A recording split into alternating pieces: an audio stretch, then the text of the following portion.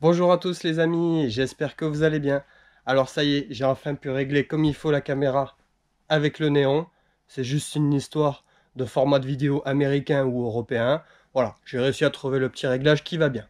On se retrouve donc dans un petit vlog qui, la dernière fois, apparemment, vous a intéressé puisque j'ai reçu des commentaires qui étaient encourageants ainsi que des messages privés sur Facebook. On va l'ouvrir, on va regarder dans quel état est le piston. Et puis, on va faire le nécessaire. On va voir comment installer un piston dans de bonnes conditions, comment respecter les cotes, le segment, voir s'il est à la bonne coupe. S'il faut, on va le réajuster. Et on va régler le haut moteur dans une condition de roulage normale.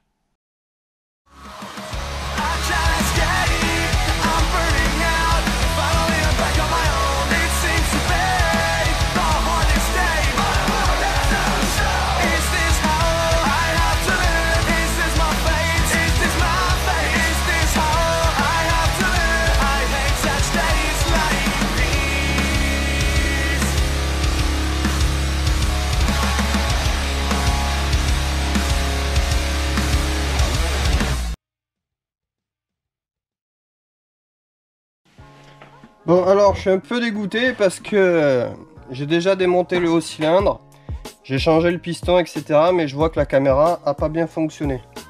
Alors c'est super, on se paye des caméras de la taille d'un ravioli en boîte à 300 balles. Ça déconne. Non, franchement, ça me fout hors de moi. Bref, bon, eh ben, je vais quand même essayer de vous montrer comment remonter un haut moteur correctement. Donc bon, là c'est déjà fait, je vais pas m'amuser à redémonter. Je vais quand même vous montrer un peu le piston. Donc là effectivement ouais, il a bien été rongé. Et ça c'est typique typique de la carburation pauvre. Donc là franchement j'étais pas loin du serrage. Donc heureusement pour moi le cylindre il est nickel. Là, franchement il a rien du tout. Mais voilà, complètement bouffé tellement le segment il est coincé. Voilà, donc j'ai eu un peu de chance de ce côté là. Alors ça c'est côté admission bizarrement. Vous voyez la flèche est là. Le piston était monté à l'endroit, hein. Je vois déjà arriver, le piston était à l'envers. Non, non. Ça, c'était bien l'échappement. Et ça, c'est bien côté admission. Voilà. Alors, au moment de remonter votre nouveau piston, ce que vous faites, c'est que vous le sortez de sa boîte. Donc, dans la boîte, il y a piston, segment, clips et axe de piston. Donc ça, c'est un autre piston neuf que j'ai. Ce que vous faites, c'est que vous prenez votre segment. Sur votre segment, bon, vous avez un sens. Il y a une petite lettre ici. Donc la lettre, c'est vers le haut. Hein. S'il n'y a pas de lettre, c'est qu'il n'y a pas de sens. Donc ce que vous faites, ça c'est un autre cylindre que j'ai qui est abîmé, mais c'est pas grave, c'est pour pouvoir vous montrer comment j'ai procédé. Comment je vous avais montré que tout a disparu. Bref, on met le segment dans le cylindre. Avec le piston, on vient repousser le segment à environ 1 cm du haut. Voilà, comme ceci. Ensuite, il nous faut un petit jeu de cale. D'accord? Donc avec minimum 0,15. Minimum. Et on va venir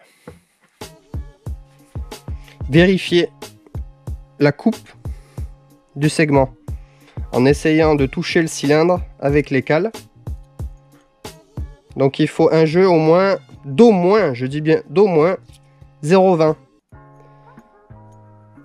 Donc là, la cale elle passe, pas de problème. Et on va voir jusqu'où ça peut aller. Alors si on arrive à 0,50, ça commence à faire un peu beaucoup. C'est pas grave, ça tournera quand même. Mais on va dire que 0,20, 0,40 c'est bien. Donc 0,20, 0,30. Je me suis gouré. Ah voilà. On va garder ces deux là. Déjà. 0,40 et 0,30. Voilà, on garde que ces deux là. Pour voir si elles passent. puisque le 0,20 est passé facilement. Donc 0,30. Ah, le 0,30 c'est serré, donc là c'est impeccable. Si vous avez ce jeu là de segments, vous pouvez le remonter, il n'y a pas de problème. Alors je vais vous montrer comment faire au cas où votre segment est trop serré. Ça peut paraître barbare, mais on fait comme ça. Alors, prenez un vieux ou un nouveau, peu importe, on s'en fout. Papier à poncer, vous le pliez en deux, comme ça. Vous venez mettre votre segment entre les deux. Ça c'est un vieux segment, donc on s'en fout. Vous pincez le segment sur le papier. Et vous faites comme ça. Doucement, doucement. Pas comme ça. Parce que ça a tendance à le tordre et après il se casse. Donc de haut en bas, gentiment, tranquillement. On prend son temps. Jusqu'à arriver ensuite après au jeu souhaité. Donc minimum 0,20. Prenez du fil d'étain de minimum 1,5 mm. Et on vient couper un bout.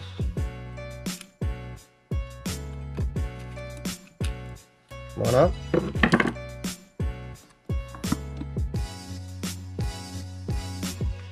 Et on vient le mettre en place dans le cylindre. Comme ceci. Voilà. Alors le mieux, c'est dans le sens de l'axe du piston. Parce qu'avec le mouvement de la bielle, ça fait basculer le piston dans le cylindre. Chacun fait comme il veut. Si on veut en mettre un autre comme ça, on peut. Après, c'est vous qui voyez. Alors, la culasse, on va la remettre en place avec seulement 4 vis. Ça suffit pour faire une prise de switch. On vient serrer ça à la main. Voilà. Donc c'est en général 8 Nm de force de serrage. Mais à la main, quand on a l'habitude, ça le fait aussi. Voilà. Ensuite, on prend une clé ici. Et on vient écraser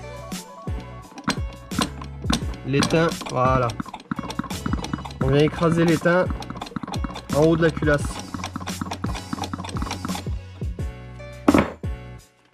Et on peut redémonter ça.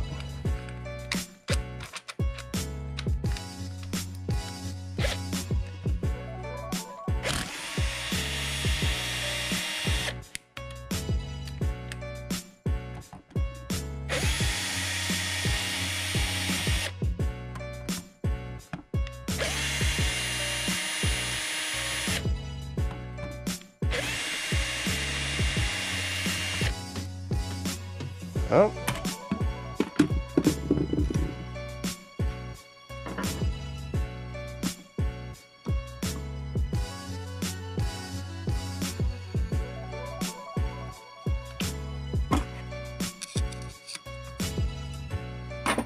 On va mesurer là où c'est écrasé.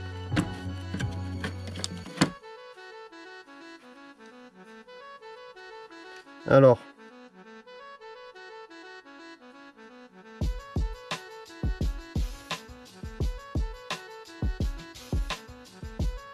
donc 0,75.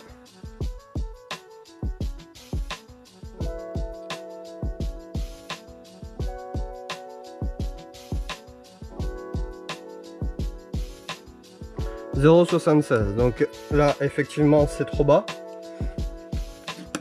Alors il y a deux solutions. Soit vous changez le joint qui est ici, soit vous pouvez utiliser un joint en cuivre comme ça. Donc vous vérifiez par rapport à votre moteur s'il y a des joints en cuivre de dispo, ce qui permet donc de conserver la hauteur de votre cylindre, par exemple si vous souhaitez conserver certains diagrammes. Et avec ce type de joint là, vous pouvez rattraper donc le jeu qui vous manque au niveau du switch et du volume de chambre. Donc les joints en cuivre comme ça, il y a plusieurs épaisseurs, il y a du 0,5, du 0,10, du 0,15 et du 0,20 il me semble. À vous de vérifier après sur les sites là où vous commandez, d'accord? Petite astuce pour nettoyer la calamine de la culasse qui est bien noire là. Un peu de D40. Voilà. De la paille de fer. Donc ça c'est du double zéro il me semble. Mais avec le côté vert d'une éponge par exemple, ça peut le faire aussi. Vous voyez, j'ai même pas forcé, c'est que c'est déjà c'est déjà presque tout parti. Donc on fait en circulaire comme ceci.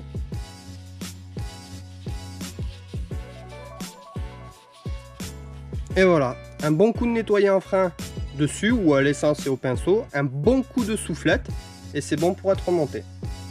Allez, on va remonter définitivement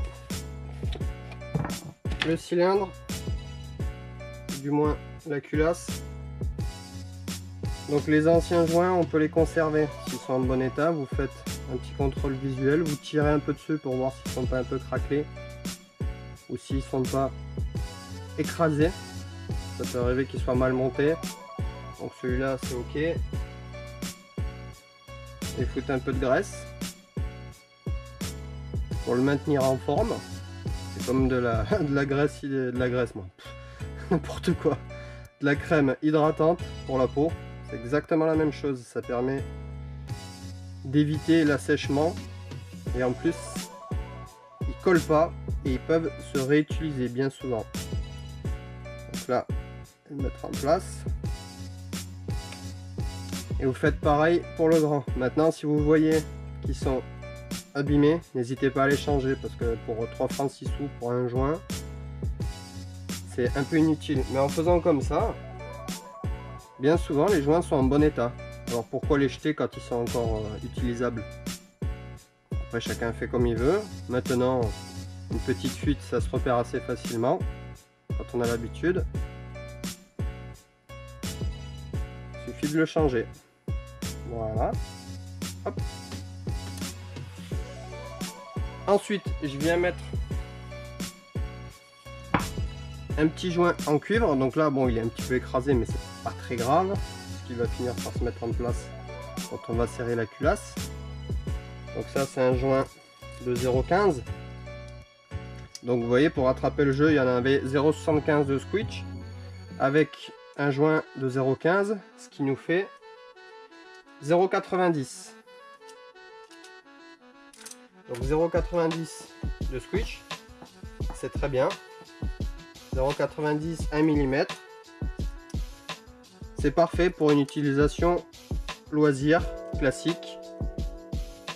Voilà. Donc on vient mettre en place. Les vis, pareil.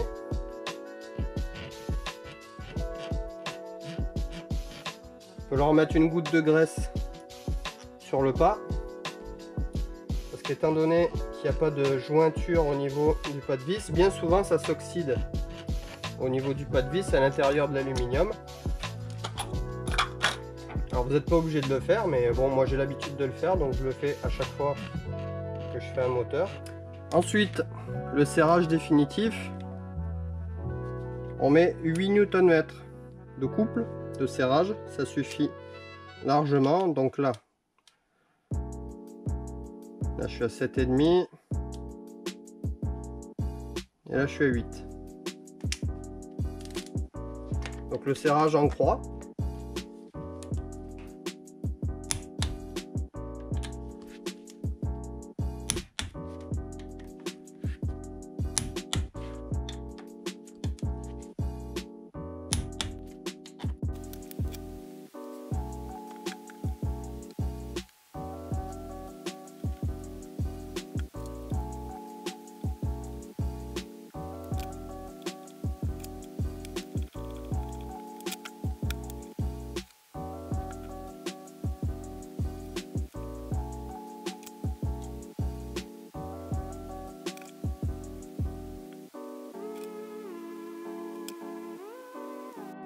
Voilà les amis, on arrive bientôt à la fin de cette petite vidéo.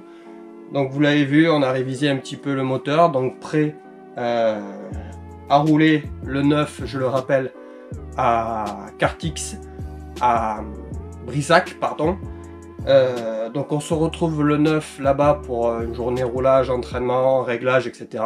Et on se retrouvera, pour ceux qui souhaitent venir, le 22-23 février pour la course. Donc si tu cherches une vidéo en particulier, n'hésite pas à aller dans la playlist de la chaîne. Donc il y a plusieurs vidéos, des tutos, etc. pour t'aider à avancer un petit peu sur le kart. Alors il n'y a pas toutes les vidéos possibles et imaginables sur le kart. J'essaye d'en faire de plus en plus. Maintenant des fois il me manque les occasions de les réaliser. Donc ça viendra au fur et à mesure. Pas de souci. En tout cas, moi j'en ai terminé avec le moteur. On va faire un petit check-up du châssis pour voir si tout va bien. Et moi je vous dis à très bientôt pour une nouvelle vidéo. Et je vous dis bye bye.